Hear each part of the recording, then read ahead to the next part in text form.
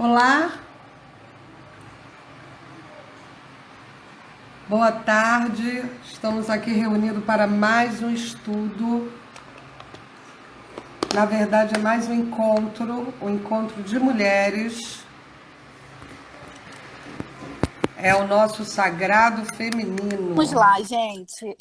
Hoje, né, a gente já está lendo a gente já está estudando esse livro já tem um bom tempinho, né? Desde que o nosso grupo se consolidou mais. Mas a gente vai falar hoje sobre a mãe criança e a mãe sem mãe, que eu achei muito interessante porque, de alguma forma, vai se relacionar com o que eu falei, né, no início do nosso encontro, sobre esse processo de mudança, sobre esse portal que se abre, sobre essa interseção entre o presente e o passado, a criança e a mãe sem mãe. Então, esse capítulo, né, na verdade é um subcapítulo, ele vai utilizar como parâmetro inicial aquela fábula do patinho feio, do patinho feio, né? Isso. Quer dizer, porque o patinho feio, ele acaba sendo colocado de lado pela sua mãe. Então, a primeira grande rejeição que ele tem na vida vem da sua mãe. Isso é uma coisa muito, muito simbólica. Por quê? Porque se ele foi rejeitado pela sua mãe, será que o problema está nele, no patinho? Ou será que existem determinadas limitações que essa mãe ela precisa trabalhar nela própria? Né? É claro que eu não estou falando aqui que a mãe tem que ser perfeita, porque esse é o arquétipo, né? Essa terminologia que é muito mais utilizada na psicologia, mas a gente das ciências sociais usa a representação. Então, a representação que a gente utiliza, que a gente pega da mãe, da maternidade, é sempre o quê? Aquela mulher que vai saber, que sabe tudo o que vai fazer, que sabe como vai criar seus filhos da melhor maneira, que vai saber acolher todas as limitações e dificuldades desse filho. E a história do patinho feio, ele, de alguma maneira, vai falar sobre as limitações desse ser humano que é a mãe. Quer dizer, não é um ser humano, é um pato, né? Mas, assim, é uma simbologia que está presente no universo humano. Representa a mãe, E que representa a mãe, né? Que não é uma mãe biológica, uma mãe humana, que tem essa necessidade também de reproduzir determinadas imposições que foram feitas a ela, ou seja, ela precisa ter um filho lindo, ela precisa ter um filho perfeito, ela precisa mostrar esse filho à sociedade. Então, o que a autora desse livro ela fala pra gente, né, com essa fábula do patinho feio? Que a mãe, ela também é um ser humano em construção. Ela também é um ser humano com as suas limitações, ela é um ser humano que vai errar ao longo da criação com seus filhos, e que, óbvio, que esses erros podem representar alguns traumas para essas crianças, para esses filhos. Mas ela carrega também os traumas. Exatamente, é que a autora fala. Então, ela, na verdade, é uma mãe que sofre todas as deficiências de uma filha, porque ela ainda é filha, ela ainda se sente filha e ela ainda se sente naquela necessidade de ser cuidada, na necessidade de ser conduzida à vida, que nunca está pronta, né? Então, eu achei isso muito interessante, porque muitas mulheres se questionam, né, se elas estão prontas para serem mães, se elas são boas mães, se elas nasceram para serem mães. E, na verdade, a maternidade é algo construído, assim como a condição de filho, né? Porque são, na verdade, dois lados da mesma moeda. Né? Então, se eu sou um filho que tem uma série de deficiências, ou carrego comigo alguns traumas dessa criação, eu posso, de alguma maneira, mostrar isso na criação com os meus filhos. Então, de repente, ela rejeita o patinho feio Porque, na verdade, ela tem alguma coisa mal resolvida nela própria com as suas imperfeições, ou com a sua própria representação estética, e por aí vai. Então, o que a E até autora a questão fala? de ser aceita também, né? Na própria, A questão de ser no aceita. espaço que ela está, né? E a força também que ela perde quando está no grupo, né? Diante dos filhos, que todos acabam rejeitando o patinho feio, e ela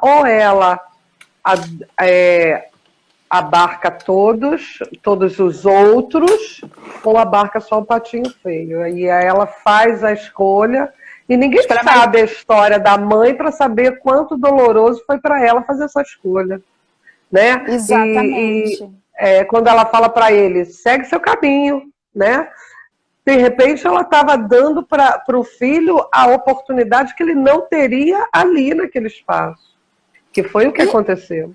E mais do que isso, porque assim, na fábula, o problema, né, o defeito do patinho era ser feio. Mas, na vida real, o problema do patinho pode ser alguma coisa mais grave. Pode ser uma deficiência física, mental, cognitiva. E as pessoas já se pararam para se perguntar o quanto é difícil para um pai, para uma mãe, né, nesse caso mãe, ter um filho com essas limitações. É muito difícil, né? Então, é claro que cada mãe vai lidar com essas limitações de uma maneira diferente. Ou vai tentar encontrar os melhores tratamentos, ou vai fazer de conta que não existem limitações. Porque tem muitas mães que falam assim, não, meu filho ele é perfeito, não tem problema nenhum. Mas, no fundo, ela sabe, porque vai dar muito trabalho se ela for ter que lidar com esse problema, né? De ter que enfrentar esse problema. Então, na verdade, Shirley, complementando um pouquinho do que você falou, muito mais que lidar com a beleza, ele tinha que lidar com a aceitação de si mesmo. E aí, quando a mãe repele o patinho feio, ela não consegue se ver naquilo que o patinho feio refletia para ela. Então, na verdade, o patinho feio trazia um trauma que era dela também, de aceitação. Ela não se aceitava, o patinho feio representava isso, e ela rejeitou, porque é isso aí que você está falando. Ela não conseguia lidar com a falta de aceitação de si mesmo. Então, assim, e quanto tempo, falo eu, falo você, demoramos para trabalhar essa aceitação? E aí eu volto a falar em outras, que eu comentei em outras lives. Quantas de nós não conseguem olhar um retrato sem criticar? Quantas de nós? Quantas de nós aqui mesmo na nossa sala, quando a gente tira foto, a gente acaba, poxa, deixa eu fazer uma pose, que você tira foto de qualquer jeito. Então não reclama disso. Deixa eu tirar foto de qualquer jeito, a gente aparece de qualquer jeito na foto. Sim, porque é a aceitação de si. Né? E o patinho feio, ele foi aprendendo a sair do estágio de autopiedade, de coitadinho, e se redescobrir em si mesmo. Né? Quer dizer, quando ele se tornou um cisne, não é porque ele era um cisne, é porque ele descobriu a força que ele tinha e quão lindo ele era dentro do universo que ele oferecia ao mundo. Né? Sim. Eu tenho para o mundo, eu ofereço para o mundo essa grandeza que eu sou e que todos nós somos. Né? Mas assim, o que é interessante que o foco da autora não é nem falar sobre os traumas que essas dificuldades desencadearam, né? O quanto isso desencadeou no patinho. Ele está querendo colocar, né, no centro da questão a mãe. Né? Quais eram as dificuldades dela de lidar com essa realidade? E aí ela fala assim, ela pode ter sido tão torturada pela família, pela cultura, que não consiga se imaginar digna de chegar aos pés do arquétipo da mãe radiante. Isso é interessante também, né? Quer dizer, muitas mulheres entram em depressão, muitas mães entram em depressão porque elas acham que elas nunca vão conseguir chegar àquele patamar da representação materna que se espera. Mas a representação, ela está sempre no plano das ideias, ela não existe na prática, que a vida prática ela é vivenciada por cada um, de acordo com as suas situações, a sua conjuntura, né? Então, todo mundo tem problema, não existe família. O comercial de margarina é um comercial, né? Aquela família é um comercial, que tá todo mundo feliz que o cachorro tá pulando em cima. Todo mundo rindo, é família do Facebook. Pois é, eu, por exemplo, acho cachorro pulando em cima de mim um saco. Cachorro grandão, que vai me sujar, né? Então, vamos lá. Eu prefiro a gente é do gato, né? A gente é do gato. A gente é da turma do gato. Mas eu sou do cachorro também, eu gosto do cachorro também. Eu gosto de cachorro que se parece com gato. Sabe como? Cachorro que não fica pulando em cima. Então, não há como escapar. A mãe precisa receber a atenção materna para dar atenção à sua própria prole. É claro que, assim, esse livro não está falando que todas as mulheres se comportem dessa maneira, né? Que alguém pode dizer assim, mas eu não sou assim, eu não tive mãe, eu sou uma ótima mãe. Ou então a minha mãe era de um jeito completamente diferente do que eu sou hoje com meu filho, com os meus filhos. Mas é claro, assim, ela está pegando um arquétipo, né, uma situação, uma fábula específica para trabalhar aqueles traumas que estão latentes naquela fábula. Então, geralmente, os nossos traumas, eles são refletidos de alguma maneira no nosso cotidiano, e muitas vezes a gente não percebe isso. Geralmente isso acontece com as pessoas que estão mais próximas. Até porque nós, espiritualistas, vamos também trabalhar, né, vamos entender a realidade a partir da ancestralidade. Então, nada é por acaso, nada é aleatório. Ou seja, meu pai está lá no hospital sofrendo e tal, e eu sei que aquele sofrimento dele não está sendo aleatório para mim. Né? Eu, de alguma forma, eu faço parte disso. Né? Então, isso Deus não trabalha para um só, né? O trabalho é de todos. Então, quando ele trabalha, trabalhando a emoção, a emoção de todos. Eu só queria voltar um pouquinho, para a gente não perder o elan. Você, quando falou a frase, eu gostaria até que você lesse aquela frase de novo. 42 minutos Qual? De live. Ela pode ter sido tão torturada pela família? Essa? Isso. Não, você fez uma frase aí, esqueci. Deixa eu colar, já perdi. A mãe precisa receber atenção materna para dar atenção à sua própria prole? Isso. Esse trecho aí fala um pouco da culpa, né, que nós carregamos, porque nós colocamos... Obrigada. Nós colocamos uma referência, né, de mãe tão distante do real, e a gente fica desesperadamente tentando atingir aquela referência. Algumas conseguem resolver isso tranquilamente. Vejo mulheres que... Eu tenho uma amiga que é a Maria Emília. Maria Emília é maravilhosa. Maria Emília fala um monte de coisa. Para de bobeira! Isso aí é normal. Eles vão carregar esses traumas lá à frente, vai resolver. Aí ela... E é verdade. Ela simplifica isso, né? Que a gente fica... porque falou assim, porque não deu tempo para isso... Né? E na verdade não é, né? Você dá o seu melhor, é o que você tem para dar, né? A mãe hoje e sempre ela é isso, ela não tem que ser perfeita, ela tem o olhar de perfeição dos outros, que é o amor que olha para a mãe, né? Eu acho que minha mãe é perfeita porque eu amo minha mãe, porque eu sou grata à minha mãe, né? Mas só ela sabe das dores que ela carrega e das imperfeições também, né?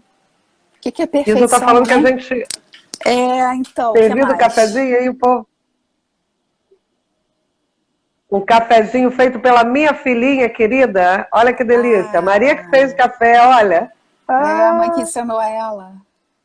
A mãe que ensinou ela a fazer café, né? Né? E ela gosta de café? Porque geralmente ama café. De café. Eu odiava café. Eu comecei a gostar de café depois que comecei a trabalhar. Então, vamos lá. Tem uma coisa interessante que ela fala, que embora a mulher tenha um vínculo físico e espiritual inalienável com seus rebentos, no mundo instintivo da mulher selvagem, ela simplesmente não se transforma de repente numa mãe temporal completa por si mesma. Especialmente as mulheres que estão sendo mães pela primeira vez, têm dentro de si não uma velha experiente, mas uma mãe criança. Eu achei interessante esse termo, mãe criança, porque assim, remete a duas questões assim, que eu pensei. Primeiro, mãe criança, porque ela aprende, ela vivencia um pouco da infância com a sua prole, né? Ela tem que sair um pouco da temporalidade dela para entender a temporalidade do seu filho, da sua prole. E nessa transição, ela vai aprendendo a ser mãe, né? Ou seja, ela precisa, para ela aprender a ser mãe, ela precisa saber o que é ser criança. E ser filha. Ela se coloca ela se coloca no lugar da filha, o que lembra lá atrás, né? O que ela está sentindo. Exatamente. O que ela está sentindo, ser filha, né?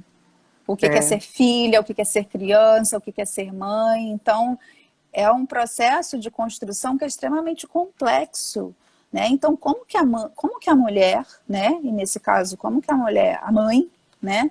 Ela passa por experiências que são experiências extremamente desafiadoras, porque isso não é processado assim de forma consciente, isso é inconsciente, né? Inconsciente.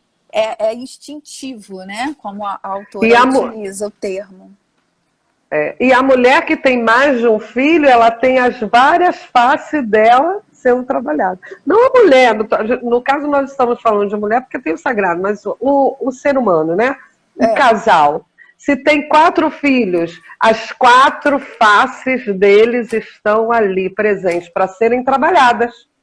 É porque é um espelho, é a questão assim, do espelho. Caraca! Aí vem o medo, tá ali representado, os desvios de conduta, cara, tá tudo ali. E as crianças, elas não têm noção, né, e não tem filtro, então te apresenta para você aquilo que você realmente é. Sem filtro. E aí você dá de encontro àquele monstro. Ou você se ama, ou você desce o pau neles, né? Nos seus monstros. Olha que loucura, né? Que coisa difícil. Eu falo para Dionísia, eu falo para as minhas amigas, né? Cadê Dionísia? Cadê nosso grupo aí hoje? Aqui a delícia.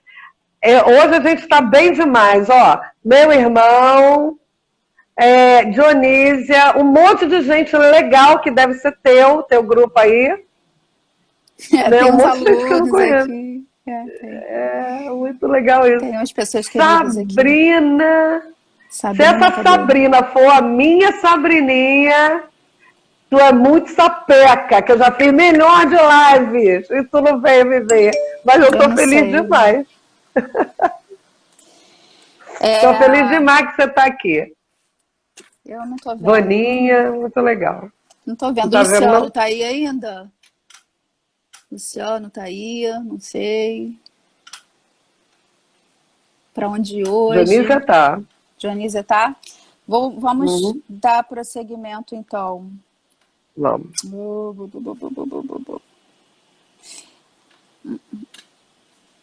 Eu acho interessante que ela utiliza até alguns rituais que foram modernizados, né? Que foram rituais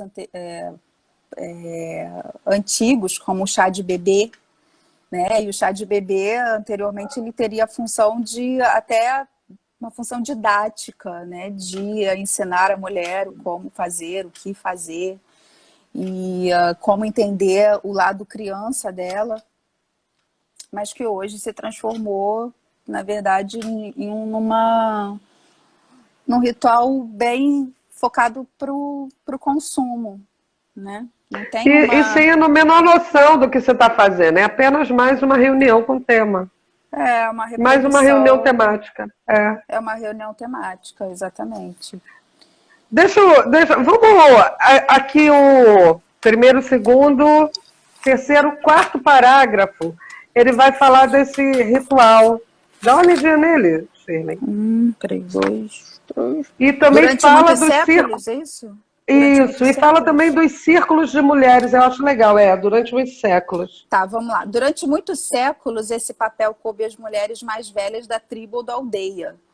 Essas deusas mães humanas, que mais tarde foram relegadas pela religião ao papel de madrinhas, olha que interessante, compunham um sistema básico de nutrição de mulher para mulher, que apoiava em especial as mães jovens, ensinando-lhes a alimentar, por sua vez, as psiques e as almas dos seus filhos. Quando o papel da deusa mãe ficou mais intelectualizado, a madrinha passou a representar aquela que se certificava de que a criança não se afastaria dos preceitos da igreja. Muito se perdeu nessa mudança. Exatamente. E mais do que isso, tem hoje algumas pessoas que escolhem madrinhas para os seus filhos como uma forma de homenagem, né? Já percebeu isso? Eu vou homenagear fulano. Vou dar a minha filha meu filho para ela ser madrinha.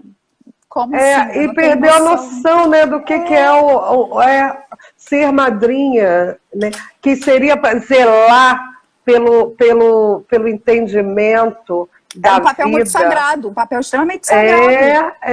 Exatamente. Gente, eu sou Era uma questão moral, né? Zelar pela questão moral. E essa moralidade foi substituída pela... Não, fala assim, vamos falar. Zelar pela questão ética. E a questão ética implicava no espiritual, exatamente. E isso aí foi tomado pela Igreja Católica. E tomou outro corpo. E até que estamos nisso daí, que aí perdeu totalmente o sentido. A madrinha que dá presente melhor.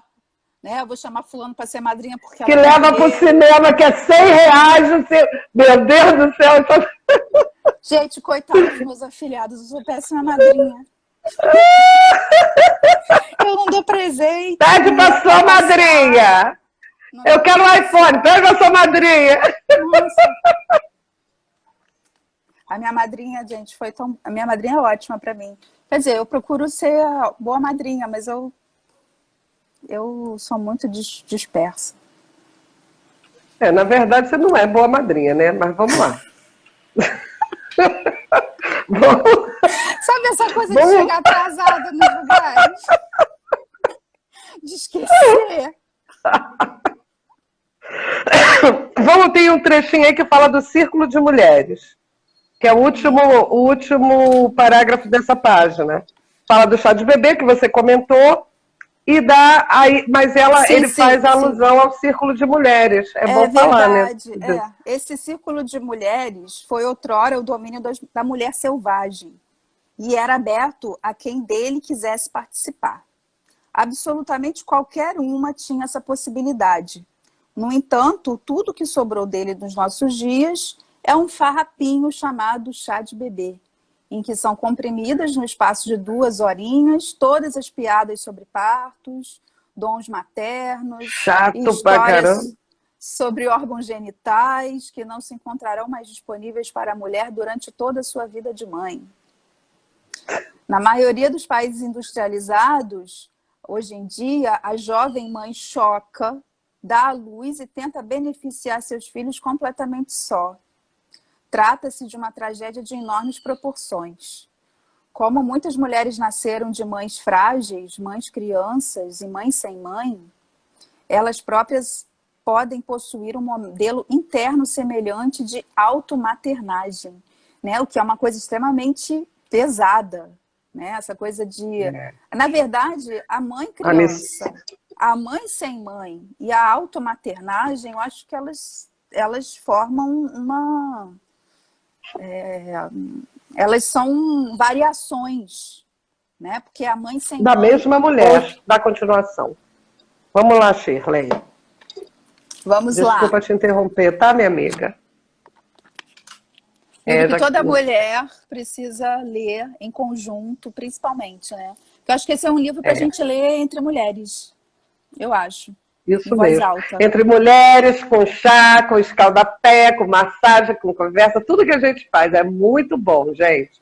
Ó, quando tudo isso passar, porque vai passar, nós estamos aqui. A gente se reúne toda sexta-feira, a partir das 14 horas. Shirley sempre chega atrasada, mas ela vem.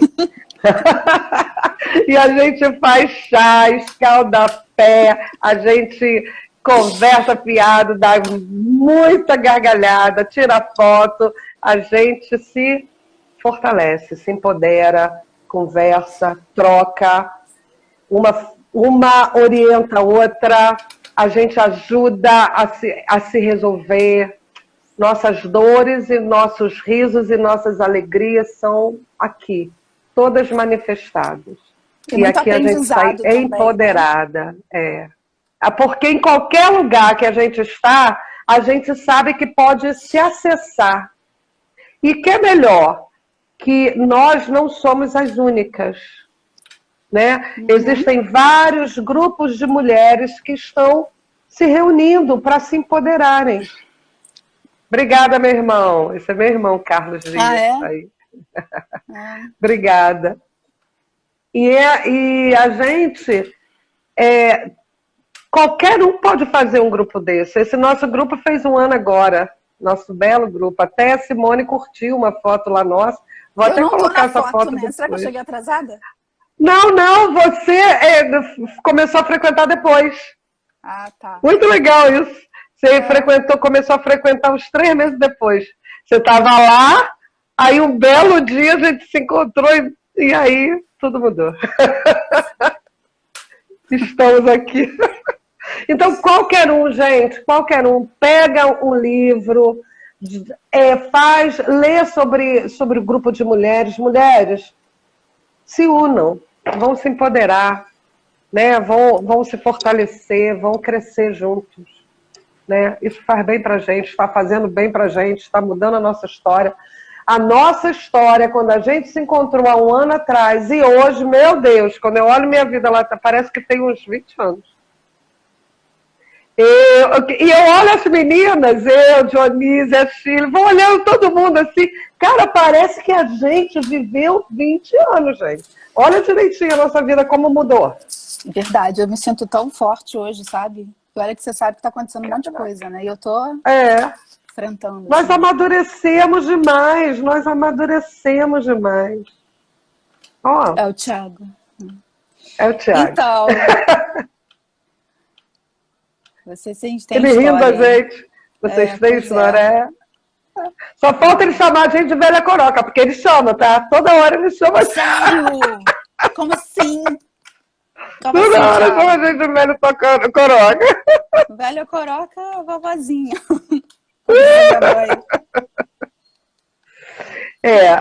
Então, vamos lá, vamos dar continuidade. Então a gente terminou o anterior, né, falando sobre essa relação entre a mãe criança, a mãe sem mãe e a automaternagem, que na verdade são variações da mesma mulher, né, que tem uma série de limitações para lidar com essa responsabilidade tão grande, né, essa responsabilidade prática e essa responsabilidade emocional, que é criar outra pessoa, que é formar outra pessoa. E eu acho que o livro também falou de algo extremamente interessante, que é um capítulo à parte nessa nossa história contemporânea, que é das mulheres que assim, das mães que criam seus filhos sozinhas, assim, sem o companheiro ao lado.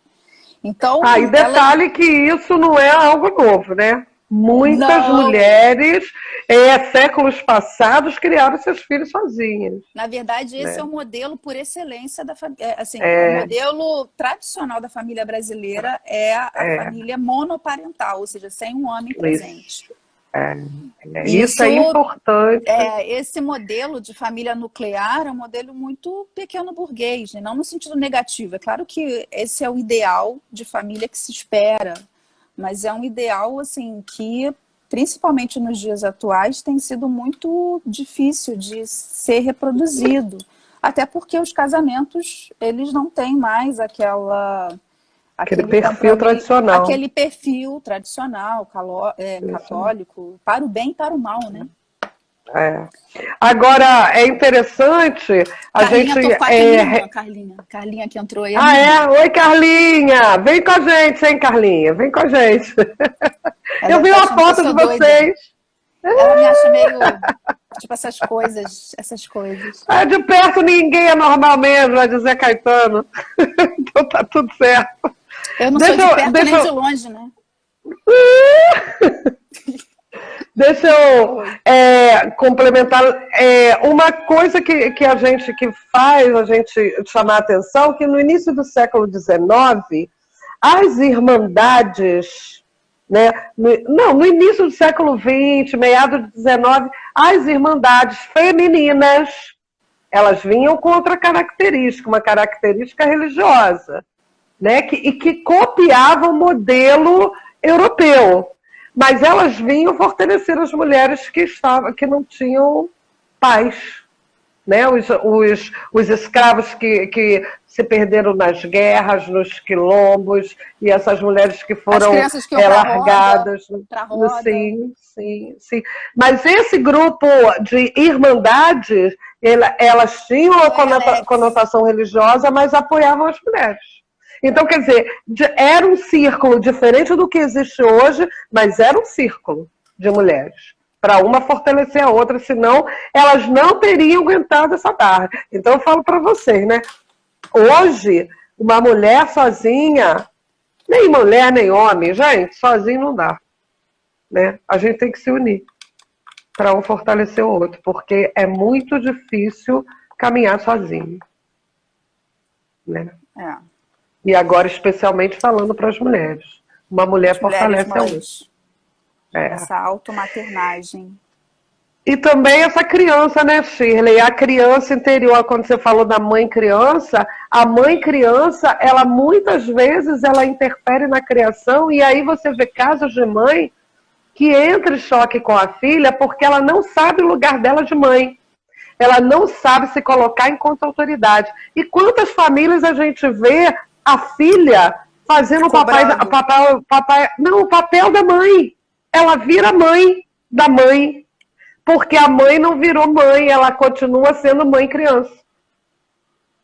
Sim, isso é muito interessante. Aí você vê a criança tomando conta, enquanto pequeno, você vê pequenos tomando conta da casa, e vê, enquanto adulto, a menina ou o menino que toma as rédeas da casa, e a mãe perde o poder.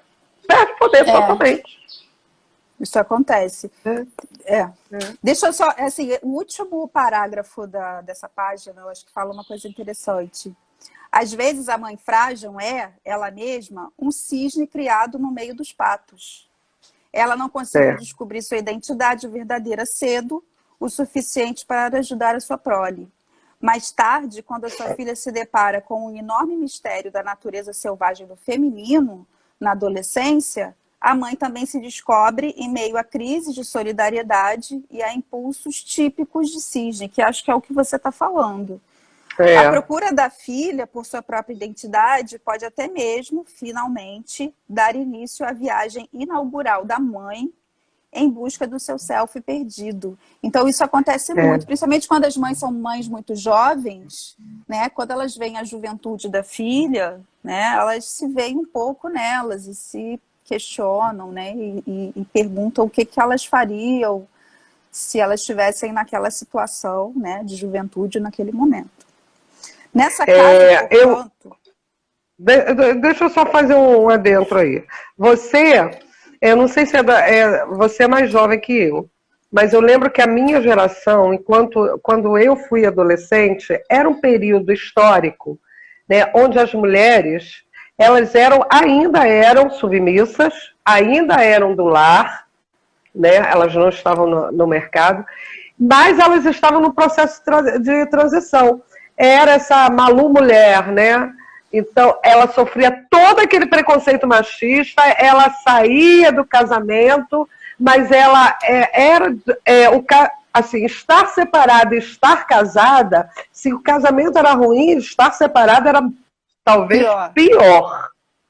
Porque a carga era muito pesada, a cobrança, o emprego, o estigma, o desquitada, a mulher desquitada, né? E eu lembro que eu, na minha adolescência, eu cobrava muito uma postura, eu fui muito dura com a minha mãe na minha adolescência, né? E eu não gosto muito de falar que eu começo a chorar, né? Tem uma hora que eu choro igual louca. Mas eu cobrei muito essa postura da minha mãe, né? Dela se colocar diante daquela submissão toda que existia.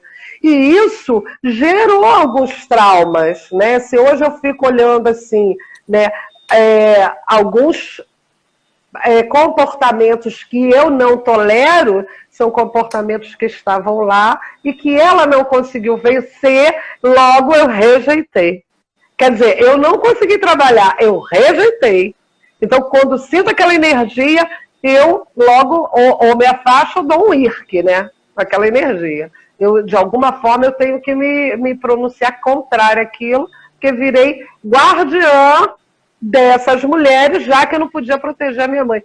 É uma coisa assim muito profunda e forte. É a coisa do espelho, que a gente falou anteriormente, né? Os pais e os filhos, eles são espelhos refletidos, que a gente reproduz ou repulsa. Isso. Quando as pessoas falam que os filhos só vão entender os pais depois que têm filhos, eu acho que está muito além disso. Os filhos só vão entender os pais quando eles forem homens e mulheres, maduros, porque conscientes. Pode escolher não ser pai nem mãe, né? Exatamente, exatamente. E capaz de se olhar, mas se olhar sem véu e sem crítica e sem culpa, né? Porque aí ele vai aceitar. Mas isso é amadurecimento, né? Se olhar e falar, poxa, eu fiz o melhor que eu pude. Minha mãe também fez o melhor que pôde. Meu pai também. E isso não tem nada a ver com passar a mão na cabeça e compactuar com os erros deles. Sim. São outras coisas, né? E você não precisa brigar também para escolher não viver aquilo que é incômodo a você. E tem situações que só cabe a você ajudar seu pai ou sua mãe a avançar. Naquela dificuldade que ele levou a vida toda, igual cachorro, correndo em torno do rabo e não conseguiu resolver. Né? E tem situação que é tua. E só o teu amor de filho que vai ajudar teu pai e tua mãe a resolver. E o quanto é difícil um filho enxergar isso. Esse amadurecimento mesmo. Sim. E o que mais? A procura da filha, você continua aí, eu te interrompi. A procura da filha por sua própria identidade pode até mesmo finalmente dar início. Sim. Isso eu cheguei a falar, né? A viagem inaugural da mãe em busca do seu self perdido. Ou seja, muitas vezes a mãe ela acaba se reconhecendo nos filhos ou na filha, né? Aqui não está dizendo exatamente o gênero do filho, mas está mais centrado na figura da mãe, né? Que muitas vezes vai reconhecer as suas limitações e a sua verdadeira identidade através dos atos dos filhos. E principalmente quando os filhos já estão naquela transição da infância para a juventude. Então, nessa casa, portanto, entre mãe e filha, aqui já está falando filha, haverá 2 espíritos selvagens escondidos. E quando ela fala selvagem, ela está querendo falar mesmo dessa essência do feminino. Original, Essência original. No porão, de mãos dadas, esperando que os chamem para cima. São essas as coisas que podem dar errado quando a mãe é isolada da sua própria natureza instintiva. No entanto, não deem suspiros tão fortes ou tão longos, pois existe remédio para tudo isso. Eu conheço uma pessoa que tinha que estar agora ouvindo isso, vendo isso. 2 pessoas, na verdade. E aí, quando a autora ela fala... Rapidinho aqui, a Carlinha está falando. Mas em algum momento a mãe tem que ser egoísta, tem que pensar nela, porque o filho geralmente... Porque geralmente a mãe pensa nela e no filho, mas a recíproca não é verdadeira. Sim, Carlinha. É porque você não pegou o início do nosso texto, que a autora ela está centrando principalmente nessas sensibilidades e nessas subjetividades da mãe, né? Porque muitas vezes a mãe espera, a sociedade e os próprios filhos esperam muito da mãe, porque ficam se apoiando naquela representação, naquele arquétipo de maternidade que não existe. Por quê? Porque a mãe é um ser humano que tem limitações e que a mãe é um processo em construção. Então, ela aprende a ser mãe com os erros, aprende com os filhos, sim. Então, em momento nenhum, a autora está querendo colocar culpa no filho ou culpa na mãe. Muito pelo contrário, ela tira a culpa dos dois. O que ela está querendo entender, como que esse processo, né, de culpa, e muitas vezes essas limitações, elas são construídas no feminino, no âmbito do feminino. Porque o feminino ele está sempre sendo muito cobrado de algumas posturas historicamente, né? Então é claro. E Carlinha, pode falar. E Carlinha, eu vou fazer só uma correção aqui na sua fala, quando você fala assim, ó, mas em algum momento a mãe tem que ser egoísta e pensar nela.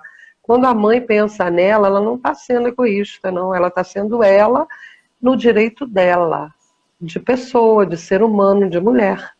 Então ela não está sendo egoísta. Essa palavra sua, essa frase sua é uma frase de culpa. Quando você tira seu tempo, você acha que você não tinha direito de tirar seu tempo. Sim. E por isso você está sendo egoísta por tirar esse tempo? Não, não. O tempo é teu. Você está doando. E você doa quase que ele todo. E quando você diz, não, hoje eu quero botar a minha cadeira no quintal e ficar olhando para o sol. E que ninguém me interrompa. Ninguém pode te interromper. E você não está sendo egoísta. Você está sendo você com você. Você desculpa eu falar isso com você, mas muito pelo contrário. Ela, a autora, ela fala justamente disso. Ela luta por esse momento. Mas eu acho que essa fala reproduz exatamente a culpa que as mulheres carregam com elas. Que nós todas carregamos, Sim. Né? É um direito teu, cara, escolher o teu tempo e dar limite também. Dá limite. Pra ser. Isso aí, pra nada, pra não fazer nada. Quero ficar à toa, olhando pra parede. O problema é teu. Porque você já doa toda a tua vida para esse ser que tá aí lindo. Né? E ele nunca pode estar num lugar de honra. Ele pode ser honrado no lugar dele de ser humano, mas não no teu lugar de mulher e mãe. Essa é uma discussão muito longa. E eu só estou com essa pose toda porque estou lendo o livro há um ano. Olha, nós estamos lendo esse livro aqui há um ano. Um livro que todas as mulheres precisam ler. Com outras mulheres. Mulheres que correm com lobos. Sim. Chama suas amigas para lerem esse livro junto. Marquem um café depois da quarentena, depois desse vendaval, depois que essa carta, né, da Roda da Fortuna passar. Pode vir pra gente, né, estudar com a gente. Ela mora em Manaus, a minha irmã mora em Manaus. Ah, então tá bom. Como? Então faça um círculo aí, né? Isso que eu falei, para chamar as amigas dela pro café e tal. E assim, eu acho que a gente já acabou, já finalizou o tópico. O capítulo, E assim, retomando aqui ao início, né, que algumas pessoas não estavam presentes, não ouviram a gente, o 1º de maio é uma data que é muito importante, é muito simbólica, não porque hoje é o dia, não só porque hoje é o dia do trabalhador, mas porque nas antigas religiões pagãs ele representava um portal de transformações e de mudanças, ou seja, é um momento em que o tempo, ele, de certa forma, ele paralisa, entre aspas, porque ele é um momento de passagem, né? E nesse momento de passagem é o momento da gente fazer as nossas renovações, porque, ou melhor, é um momento... Eu achei interessante que eu li isso num site de religião celta, falando que é um momento em que a gente precisa ritualizar, e sobretudo ritualizar com situações que nos dão prazer. Por exemplo, fazer uma mesa, né?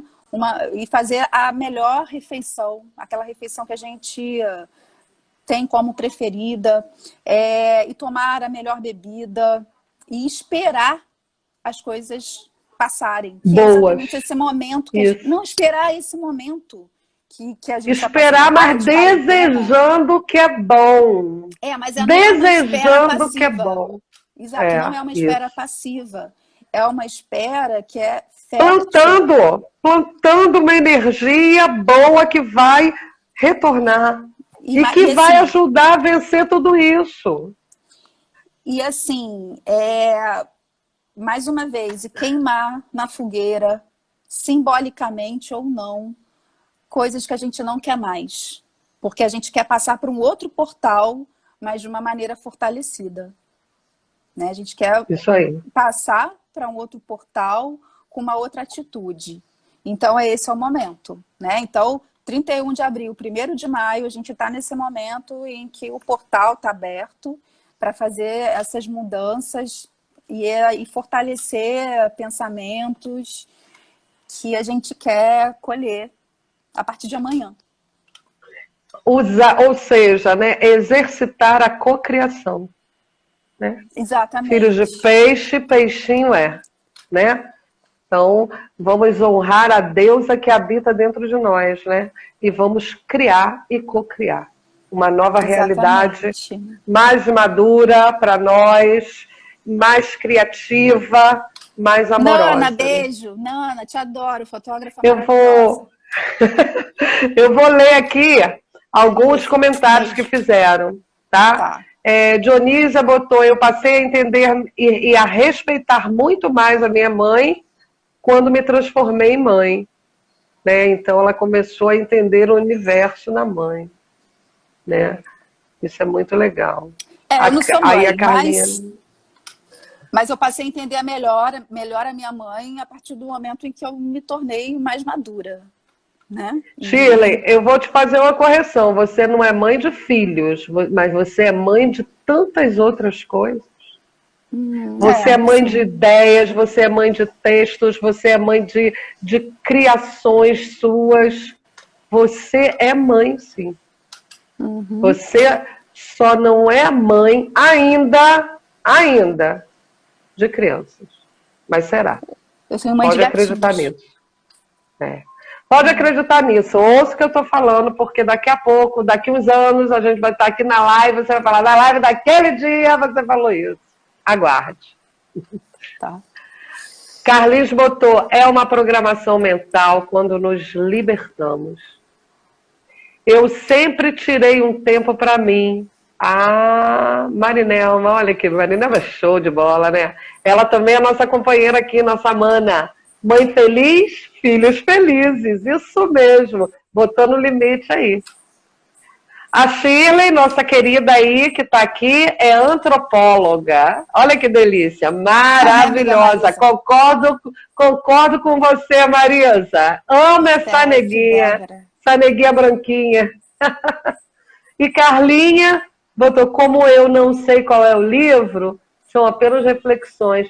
Mas Carlinha, pede a Shirley, ela vai mandar para você o link. Porque ele está geral na internet para quem quiser ler. A gente nem precisa comprar. É bom demais. Steph, beijo, que saudade também. E Tonisa botou: sim, precisamos ritualizar o nosso cotidiano. Isso mesmo, valorizar cada tempo, cada momento. Né? Fazer de cada momento uma oração. Eu costumo ensinar aos meus filhos hoje, que são filhos do coração, não da barriga, né? E eu falo para eles o seguinte: meus filhos, o coração é o órgão mais importante do corpo. Né? Não é a barriga, é o coração. Né? Então, eu costumo dizer para eles que despertar é um ato de oração. Se escolhermos fazer desse despertar um ato de coração. Então, quando você levanta, tudo o que você faz deve ser um ritual em agradecimento a Deus. Escovar o dente, sentar à mesa. Não aquela coisa beata de ficar... Isso aí. Não aquela coisa beata de você ficar sentando e orar por tudo. Não. A tua vida deve ser oração. Né? Seu movimento. E não só falo. É um rito. né? E aí a Mana aí, Tavares, Nana, né? Dana, Exatamente isso. Eu te adoro muito. Amanda Live. Ai, que delícia. Chama ela para vir no nosso grupo. Professora Shirley, olha que delícia teus alunos aí. O livro está em PDF, isso aí, gente. Ó, Shirley, quer falar mais alguma coisa, meu amor? Para encerrar nossa live? Não. Linda! Você é linda, está linda, e eu te convido para uma outra live daqui a 1, 2, 3 semanas. Pode ser? Pode ser. Salve sua luz. Salve a luz de tudo, de todos, de todos. Salve o desejo dentro do coração de cada uma de vocês, de cada um de vocês.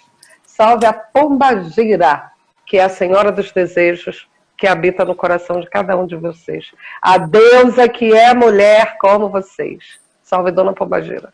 Salve a luz de todos. Oxum. Gratidão, gente. Gratidão.